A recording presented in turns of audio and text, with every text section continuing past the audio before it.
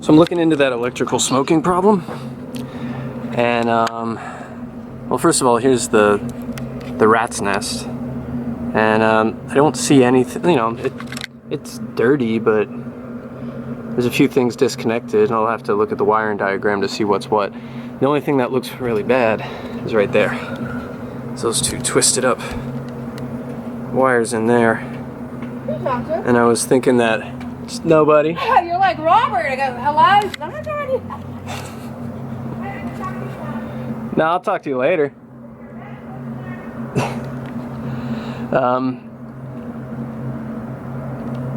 I could always just wrap those up or make that a better connection, but that's not where it's smoking from. Nothing in here. The smoke is coming from still in here in the ignition. It's coming out from here, so it makes me think that there's, you know, this cluster needs to be broken apart, and I need to look in there and see if there's a loose ground or something just wired the wrong way or what's going on in there. So it's not in here, because I thought that there was like a frayed wire that was rubbing up against the housing of the headlight. Not the case. It's in there somewhere, so I'll find it. Well, it's pretty easy to see where the problem is when you open up the ignition switch and there's a wire that's just not connected to anything, and it was probably touching up on the housing. So there's your problem. I'm gonna look on eBay to see how much ignition switches are for this bike, and if they're around like 20 bucks, I'll just replace it. But if not, if it's like something ungodly like $100, I'll repair it. I'll just resolder that joint. But the last thing I want to do is to be riding around and then hit a bump and this thing decides to dislodge itself again, shut the bike off, or cause a huge fire.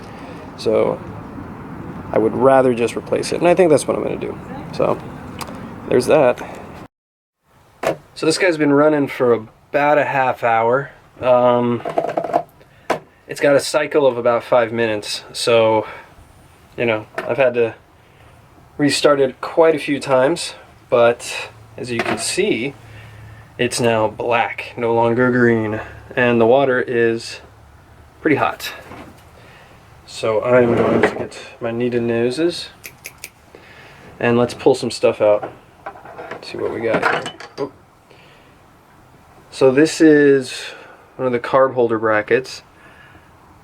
You know, it looks, of course you won't be able to see, but it looks pretty damn good. I mean, there's some like carbon, well, it's not carbon, it's like probably just surface rust, but man, this looks really good. Like cleaning up the rest of this surface rust just with some steel wool. That's all it takes. That's really good. Let's see, here's the other one. Man, that looks good. Wow. Look at that. It's shiny. It's a little bit of dirt still on it, but it's easily taken care of. Now the moment of truth. Carbs. Let's see this side. Ooh, steaming hot. Ouch. Hot. Hold it on the side that wasn't on there. In there. I mean, it looks like the outside's definitely cleaned up, and the inside looks really, really nice. Looks nice and clean in there now, huh? That's cool. That's cool. It really does a good job. Let's pull the other one out and see how that looks. I assume it's the same.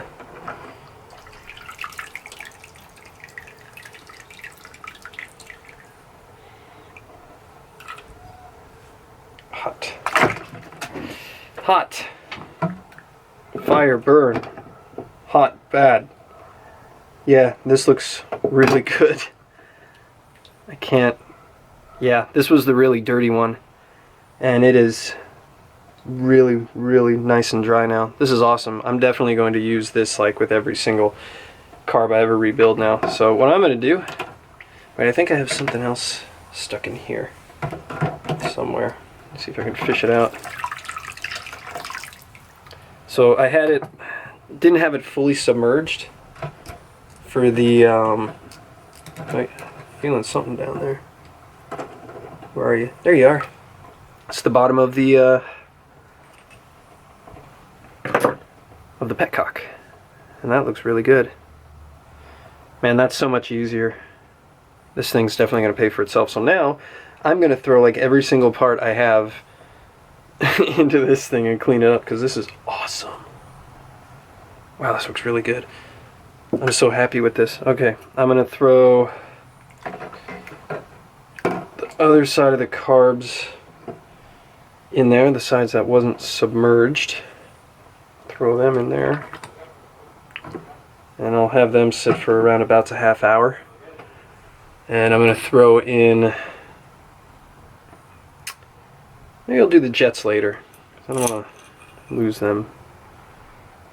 But I'm definitely going to do the carb bowls. Throw them in there. Get in there, buddy. And see if I have room for the other one. No, I don't. So I'll do one carb bowl right now, and the rest later. Throw all the jets in here. I'll do those later. Do I have... Yeah, okay, now that's in there. I am going to, just for S&Gs, just for shits and gigs... Well, actually, you know what? There's a... Oh, I know what I can do. I know what I could probably do, but I don't have the room for it. So that I don't lose all these little like nuts and bolts and everything else I'm going to be throwing in there, I'm probably just going to put them in a like a spray can cap. Just chuck them in there, and hopefully that'll be good enough to hold them and get them clean. That's awesome. Let's see if there's anything else I can chuck in here. Burp. I mean, the petcock itself probably could use a clean. Let's throw that guy in there.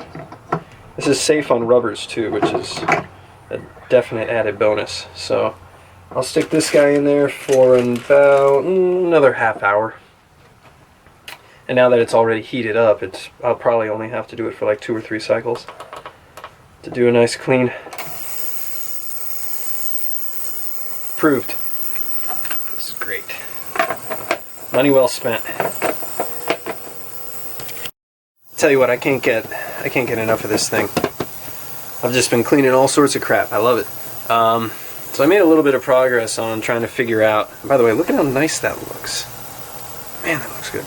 I made a little bit of progress on trying to figure out how the choke mechanism works on this, and I saw there's just some wire spun up in there, and there is some wire that's meant to be around here, because that's just a spring, you know, and it hooks into the side there and, you know, keeps tension on the butterfly.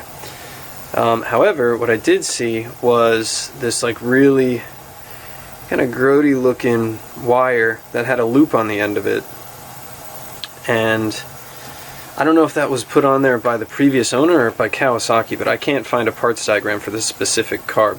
I get a close one, like it's a Mikuni, or a Kahian, I'm sorry.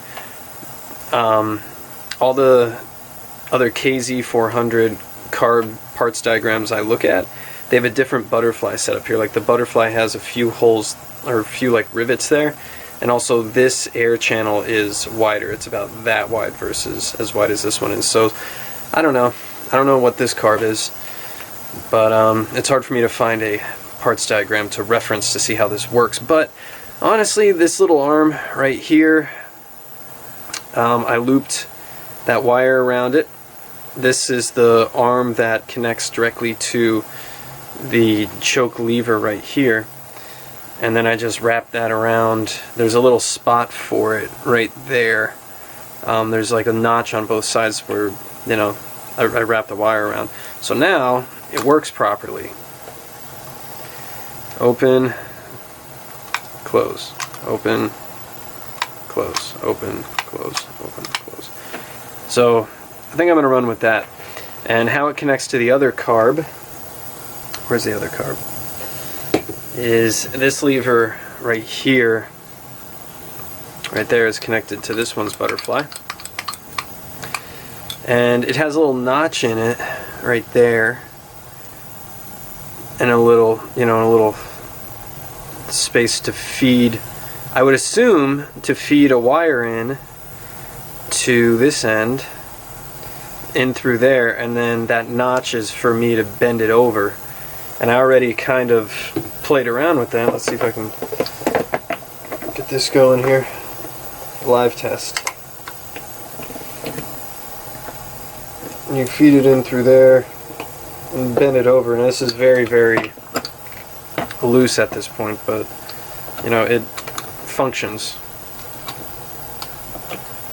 You know, like once these are all put together and you know, the braces are screwed on there, it'll work correctly. But it works. I mean, it's kind of janky, but it works. So I think I'm gonna run with it. But I've been running this thing for, God, a few hours now. Just every little bit of the carbs. I actually even threw the carb tops on there, and this had some surface rust on it, and it cleaned it up pretty well. I mean, I'm still going to use some steel wool on this to really shine it up, but it took away a lot of the crap. I mean, this thing's really going to pay for itself. I love it. The petcock looks cleaner, and it's definitely all nice and cleared out now. Now I use a little bit of, what is this? Ultrafine Scotch-Brite on these rails, and it kind of took off a good amount of the gunk that was still on there that the ultrasonic didn't get, and shined it up a little bit better too. So I think I have a new process. So the only things left in here is just the carb bowls, and the jets are in the bowls, and then just some screws that were on the carb, and that should be it. Let's go see what the paint stripper's doing. Here's where we are with the tank. Had to use a little bit more of the stripper than I wanted to get it all off, or the majority of it. All these little guys I'll just sand off. But as you can see, there's quite a little bit of rust hiding behind this this paint. So I have a rust converter I'm going to spray on here, convert it to whatever the hell, and then honestly, I think I'm just going to take a wire wheel to it. I don't know, I got options, but rusty old tank. Now it's strip clean. That's still pretty, I don't know, the more I look at this, the more I think I might be better off creaming the inside. But I don't know, I'll decide on that. But yeah, tomorrow I will take care of these dents, or start taking care of these dents. Take care of this surface rust, and then probably put the petcock back on, run some super clean in there and just slosh it around and see if we can break up any bad gas or crud that's still in there. But for now, let this guy sit, and that's it for today.